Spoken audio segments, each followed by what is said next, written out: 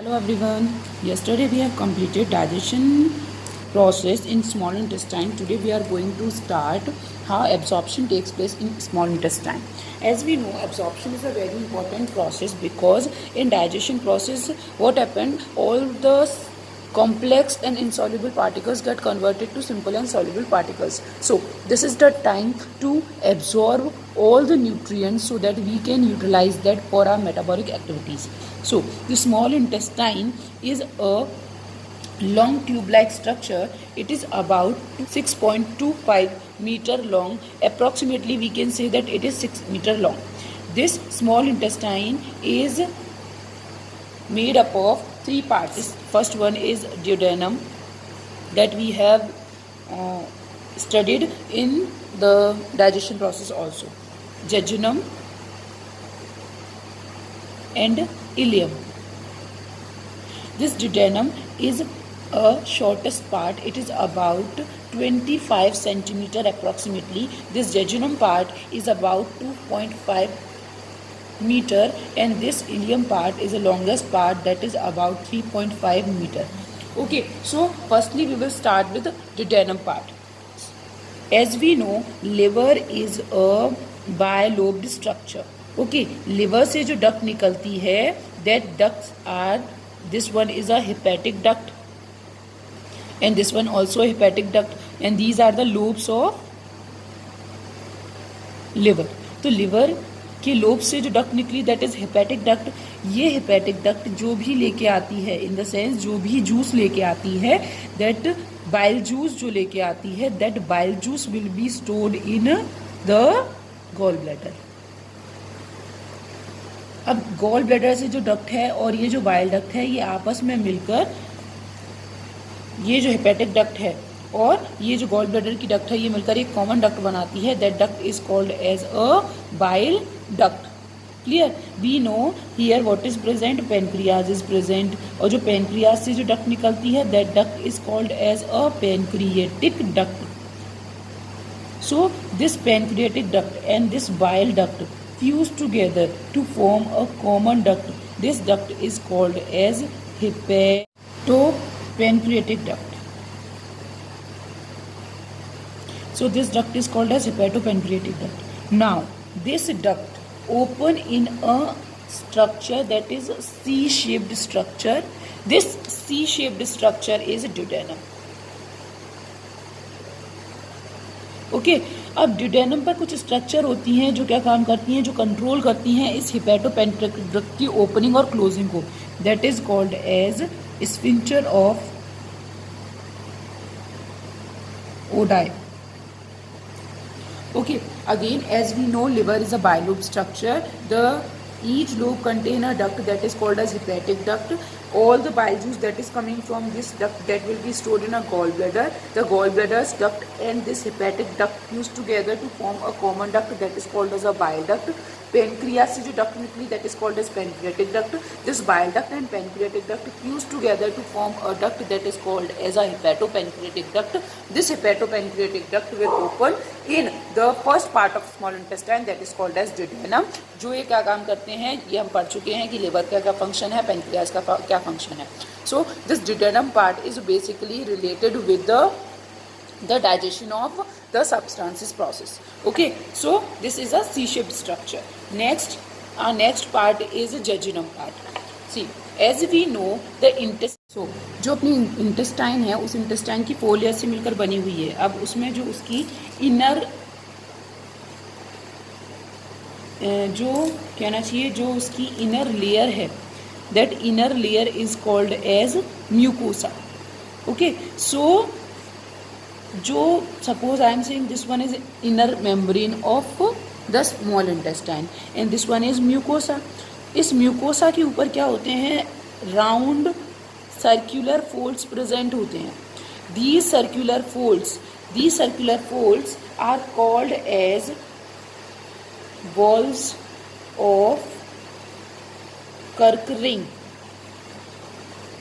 Okay, यही circular folds हैं, इनके ऊपर क्या प्रेजेंट होते हैं, फिंगर लाइक प्रोजेक्शंस प्रेजेंट होती हैं. These finger like projections are called as villi. इन विलाई के ऊपर भी brush border like structures are present. This one is called as microvilli. So the inner lining of the small intestine is called as a mucosa that contains the circular folds called as walls of Kerckering. On that finger like projections are there, that is called as villi. और villi के ऊपर क्या present होते हैं, brush border like structures होती हैं, that is called as microvilli. ये हमें पता है कि these villi ये क्या काम करते हैं, एब्जॉर्प्टिव एरिया जो है, एब्जॉर्प्टिव एरिया फॉर एब्जॉर्प्शन, ये क्या करते हैं, उसको इंक्रीज करते हैं. Now listen, in between the villi, see I am saying that this one is villi, this one is villi. So in between these villi this structure is present, this crypt is present. ये खांच जैसी structure present है. तो ये जो crypt है, इन crypts को बोलते हैं, are called as crypts of Liverpool. Yeah, we can say this one is called as crypts of Liverpool. और we can say intestinal glands, जो हम पढ़ चुके हैं. दीज इंटेस्टाइनल ग्लैंड्स, यही इंटेस्टाइनल ग्लैंड्स थी जिन्होंने क्या काम किया था, बहुत सारे एंजाइम्स रिलीज किए थे, like dipeptidase, like maltase, sucrase, lactase, lipase. All these are secreted by the help of small intestine. Small intestine में which glands are there, intestinal glands. The other name of intestinal gland is also the crypts of Liverpool. Okay, so this is about the inner layer of small intestine. So this inner layer of small intestine is this type of layer is present in the case of duodenum and jejunum, जिसमें सबसे ज़्यादा एक इसमें present होती है, jejunum part में present होती है. अब हमें पता है, if I am saying that this is present in jejunum part mainly और मोस्टली, सो एब्जॉर्प्शन सबसे ज़्यादा कहाँ होगा, इलियम पार्ट में, ये जो अपना जेजुनम पार्ट है उसमें होगा. ठीक है. Next is ileum. Here we have the structure of a villi. This is villi. अब each villi contain a lymph capillary. That lymph capillary is called as lacteal. Okay, lacteal capillary, and this one is blood capillaries. These are blood capillaries. So what is the use of this lymph capillary and this blood capillary? As we know, we are taking food, proteins, proteins, carbohydrates and fat, out of which proteins are digested in the form of amino acids and fat, carbohydrates are digested in the form of glucose and minerals. Okay, the glucose, amino acids and minerals, these are directly absorbed by blood capillaries, while the fatty acid,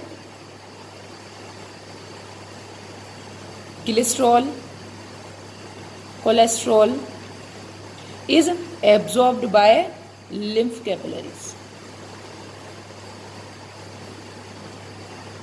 lymph capillary. Why, अगर ये lymph, ये जो हमारे fatty acid, cholesterol जो हैं, as we know this is sticky in nature. If it will go directly into the blood vessels then it can choke the blood vessels. So firstly what happen, ये कहाँ जाते हैं, lymph capillaries इनको absorb करती हैं. और lymph capillaries क्या काम करती हैं, see I'm saying this one is a fat molecule. तो इस फैट मॉलिक्यूल के ऊपर लिम्फ कैपिलरीज क्या काम करती हैं, या लिम्फ क्या काम करता है, इनके ऊपर क्या बनाता है, कवरिंग बनाता है. किसकी कवरिंग बनाता है, प्रोटीन कवरिंग बनाता है. ठीक है. Then it is absorbed by blood capillaries. So this body is called as chylomicron. When the fat is covered with a protein, ये किसने बनाई, जो lymph है उसने बनाई. ठीक है. So this is called as chylomicrons. So there is one more point related to the ileum. Ileum is about 3.5 meter long. ये जो इलियम जो है, इसकी जो इनर वॉल्स है ना, इन इनर वॉल्स में क्या होता है, लिम्फेटिक टिश्यूज प्रेजेंट होते हैं. दीज लिम्फेटिक टिश्यूज क्या काम करते हैं, लिम्फोसाइट्स बनाते हैं. एंड दीज लिम्फोसाइट्स क्या काम करते हैं, ये लिम्फोसाइट्स इन्फेक्शन से बचाते हैं इंटेस्टाइन को. These are helpful in protecting the intestine from infection. कौन, लिम्फेटिक टिश्यूज, जो कहाँ प्रेजेंट होते हैं, इनर वॉल ऑफ इलियम में प्रेजेंट होते हैं. That out of diffusible food or absorbed food. Fatty acid, cholesterol and glycerol are absorbed by the lymph capillaries, while water, minerals, monosugars, amino acids are absorbed by. Now we will start with large intestine. So this large intestine जो है ये क्या है, ये intestine का जो रहता है लास्ट पार्ट कह सकते हैं इसको। लार्ज इंटेस्टाइन जो होता है काफ़ी ब्रॉड स्ट्रक्चर होती है, लेकिन अगर मैं बात करूँ तो इसकी जो लंबाई होती है वो स्मॉल इंटेस्टाइन से कम होती है। दिस लार्ज इंटेस्टाइन जो है वो 3 पार्ट से मिलकर बनती है, that is cecum, colon and rectum. This cecum is about 3 to 8 centimeter long. This colon is about 5 feet long, and this rectum is about 12 centimeter long structure. This rectum जो है वो बाद में किसमें खुलता है, एनस में खुलता है। अगर मैं बात करूँ सीकम की तो this caecum is well developed, this one is well developed. See, we know the last part of small intestine is ileum, and the first part of this large intestine that is a cecum, and this one is cecum. तो जहाँ पर large intestine और small intestine मिलती हैं, this is called as ileocecum junction. Okay, now this is cecum. So this cecum is well developed in the case of herbivores, क्योंकि जो herbivores होते हैं उनके अंदर क्या होता है, सेलुलोज का डाइजेशन होता है, वो उसी पार्ट में होता है, लेकिन हमारी बॉडी के अंदर ये जो है वो कंपैरेटिवली कम डेवलप्ड है। One more point related to cecum is that in cecum region a blind tube-like structure is present that is called as vermiform appendix. This vermiform appendix is a long tube-like structure. It is about 2 to 13 centimeter. In this vermiform appendix, some lymphatic tissues are there. These are responsible for formation of WBCs or lymphocytes that are helpful in preventing us or protecting us from infection. But sometimes what happen, inflammation of this part inside this part takes place, inflammation हो जाता है, सूजन आ जाती है, जिसकी वजह से बहुत ज़्यादा दर्द होता है। In human this one is a vestigial organ. So क्या किया जाता है कि ऑपरेशन के थ्रू, सर्जरी के थ्रू इस पार्ट को हटा दिया जाता है। There is no particular use of this part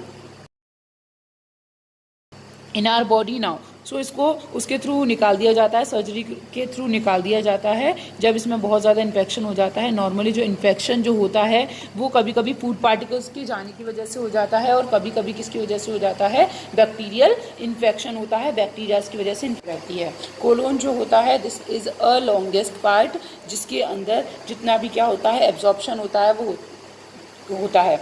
तो जो लार्ज इंटेस्टाइन है, that large intestine is responsible for absorption of the food if that is not digested in small intestine. It means the remaining unabsorbed food that is digested, that will be absorbed by the help of large intestine as well as water.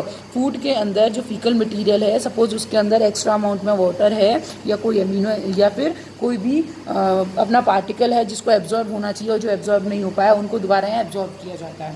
तो जो colon जो है ये कितने part से मिलकर बनती है, इसमें 3 पार्ट्स होते हैं। एक होता है असेंडिंग कोलोन, एक होता है ट्रांसवर्स कोलोन, एक होता है डिसेंडिंग कोलोन। जिसमें जो असेंडिंग कोलोन है वो क्या काम करती है, जितने भी अपना फ्लूइड है और जितने सॉल्ट्स हैं उनको रीअब्जॉर्ब करने का काम करती है। ट्रांसवर्स कोलोन जो होती है वो क्या काम करती है, एब्जॉर्ब करती है वाटर को, जो अपना फूड है, डाइजेस्टेड फूड जो है उसके जो उसमें से जो एब्जॉर्ब फूड है उसको क्या कर लेती है, एब्जॉर्ब वाटर को एब्जॉर्ब कर लेती है।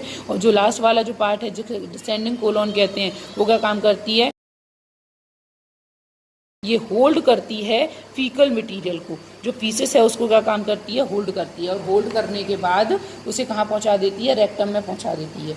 रेक्टम का मेन फंक्शन होता है, it is mainly responsible for storing of faecal material, जो पीसेस है उस पीसेस को, फीकल मटेरियल को स्टोर करने का काम होता है किसका, रेक्टम का होता है। एंड दिस एनस, एक स्पेशल चीज़ मैं बताना चाहूँगी, दिस एनल पोर जो होते हैं इनमें स्फिंक्टर प्रेजेंट होते हैं। See I'm saying this one is anus. तो ये जो एनल कैनाल है ना, ये एनल कैनाल में क्या होते हैं, sphincter, anal canal, it contains the sphincter, दो स्फिंक्टर प्रेजेंट होते हैं, inner sphincter and outer sphincter. The inner sphincter is involuntary and the outer, the external, that is voluntary sphincter। thus जो undigested food होता है वो अपनी body के बाहर एनस के थ्रू, एनल पोर के through.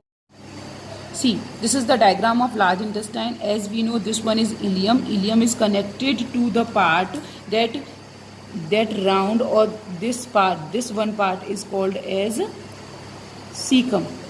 Okay, and cecum and ileum is connected with each other by the help of the ileocecal junction. अब this one now colon start, colon क्या है, first colon, and this one is descending colon. ये जो descending colon है अब ये कहाँ खुलेगा, रेक्टम में खुलेगा। देन रेक्टम कहाँ खुलेगा, एनल में, एनल कैनाल में खुलेगा। एनल कैनाल एनस के थ्रू बॉडी के बाहर खुलेगी। It contains two anal sphincters, first one is inner one is involuntary sphincter and outer one is the voluntary sphincter.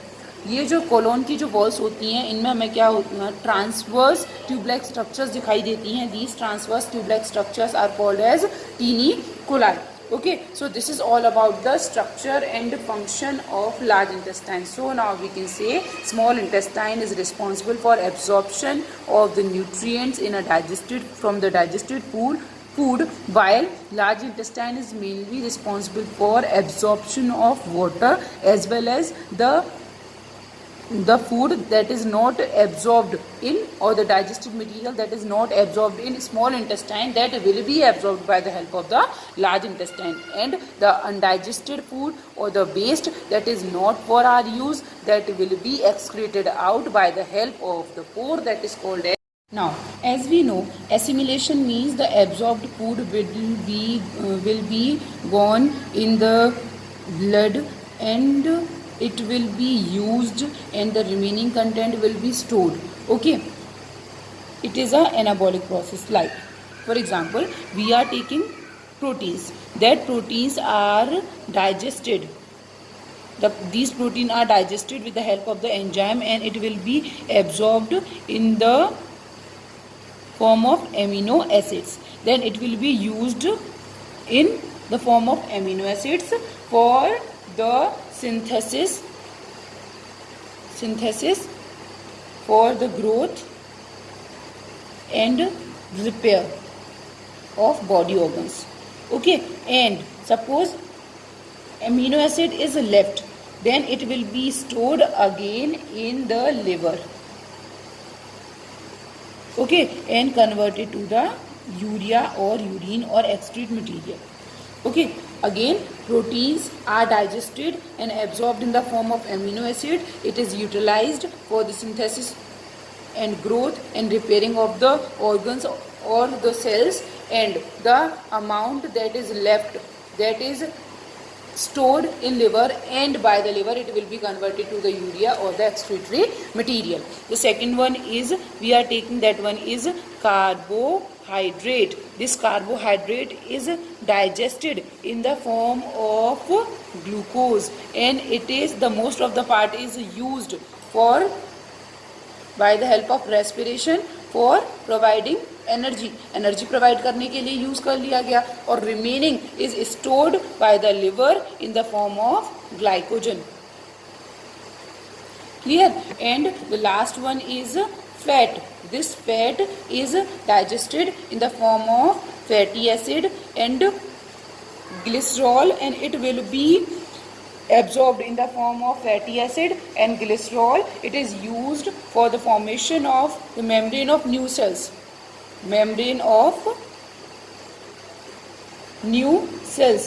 Formation of membrane of new cells, and remaining will be stored in adipose tissues, that is below the skin layer. So this is all about the assimilation process.